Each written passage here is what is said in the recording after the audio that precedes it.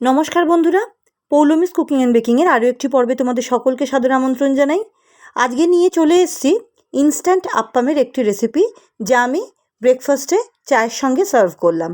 প্রথাগতভাবে আপ্পাম যেভাবে বানানো হয়ে থাকে, চাল ডাল অথবা সুজি ভিজিয়ে, সেইভাবে কোনো রকম ঝামেলা ছাড়াই যাতে তোমরা আপ্পাম সুন্দরভাবে বাড়িতে থাকা সাধারণ উপকরণে কীভাবে তৈরি করতে পারো, আজ সেই রেসিপি নিয়েই হাজির হয়েছি। এটা আমার পরিবারের ভীষণ প্রিয় একটি রেসিপি। তাহলে চলো দেখে নেওয়া যাক আজকের ভিডিওটি। প্রথমে আমি এখানে একটা মিক্সিং বোল নিলাম। মিক্সিং বোলের মধ্যে আমি কিছুটা পরিমাণে সেদ্ধ করা নুডলস দিয়ে দিলাম, আর তার সাথে দিয়ে দিলাম একটা ছোট মিডিয়াম সাইজের আলু সেদ্ধ। এরপর দিয়ে দিলাম তাতে পিঙ্ক রক সল্ট, দিয়ে দিলাম সামান্য পরিমাণ হলুদ, দিয়ে দিলাম কিছুটা পরিমাণ লঙ্কা গুঁড়ো, আর আমি এখানে একটা চপারের মধ্যে ছোট একটা মিডিয়াম সাইজের পেঁয়াজ আর সামান্য একটু ক্যাপসিকাম চপ করে নিয়েছিলাম। সেই চপ করা পেঁয়াজ এবং ক্যাপসিকামটা আমরা এখানে অ্যাড করে দিলাম, আর দিলাম একটা ডিম। এখানে এক প্যাকেট নুডলসের জন্য আমরা একটি ডিম ব্যবহার করলাম। তোমরা তোমাদের পরিবারের সদস্য সংখ্যা অনুযায়ী পরিমাণকে বাড়াতে অথবা কমাতে পারো। এরপর আমরা দিয়ে দিলাম নুডলসের মশলাটা, দিয়ে ভালোভাবে সমস্ত মিশ্রণটাকে এইভাবে চামচ অথবা হাতের সাহায্যে খুব ভালোভাবে মিশিয়ে নিতে হবে। এখানে ময়দা, সুজি, চালের গুঁড়ো কোনো কিছুই ব্যবহার করার কোনো প্রয়োজন পড়ে না, কারণ আমরা যদি এরপরে কোনো রকম কিছু চালের গুঁড়ি, ময়দা বা সুজি কিছু ব্যবহার করি, তাহলে কিন্তু আপ্পামটা শক্ত হয়ে যাওয়ার সম্ভাবনা থাকে।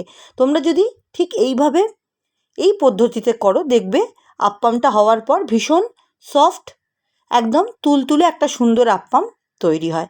তো এবার আমি এই ধরনের একটা আপ্পাম মোল্ড নিয়ে নিয়েছি, তাতে সামান্য পরিমাণ সাদা তেল দিয়ে দিলাম। তেলটা সামান্য গরম হওয়ার পর একে একে ওই ম্যাগির মিশ্রণটা আমরা সুন্দরভাবে সমস্ত গর্তগুলোর ভেতর আস্তে আস্তে ফিল করে দেবো। আর আমাদের কিছুই করণীয় নেই। এরপরে একদম মিডিয়াম টু লো ফ্লেমে আপ্পামগুলোকে সুন্দরভাবে আমরা 5 থেকে 10 মিনিটের জন্য, যতক্ষণ না লাল লাল হয়ে যায় ততক্ষণ অবধি এটাকে আমরা কুক করে নেব। কুক হয়ে যাওয়ার পরেই কিন্তু আমাদের ব্রেকফাস্টের জন্য ইনস্ট্যান্ট আপ্পাম একদম তৈরি হয়ে যাবে।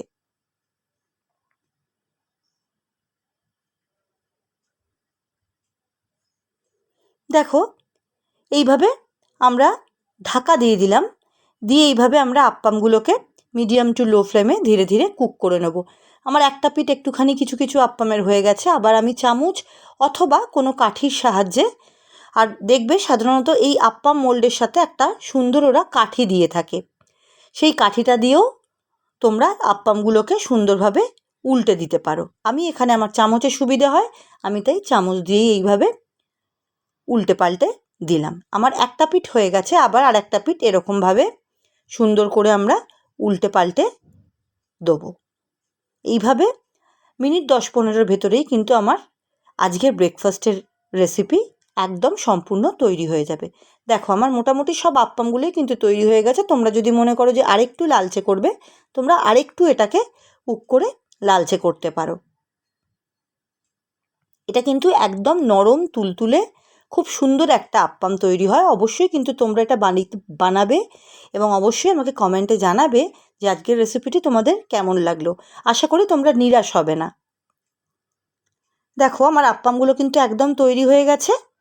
যেখান থেকে সামান্য কিছু ম্যাগির অংশগুলো ছেড়ে ছেড়ে গেছে, আমরা সেখানটা নিচ্ছি না, সেখানটা বাদ দিয়ে আমরা সুন্দর করে এটাকে সার্ভ করে দেবো।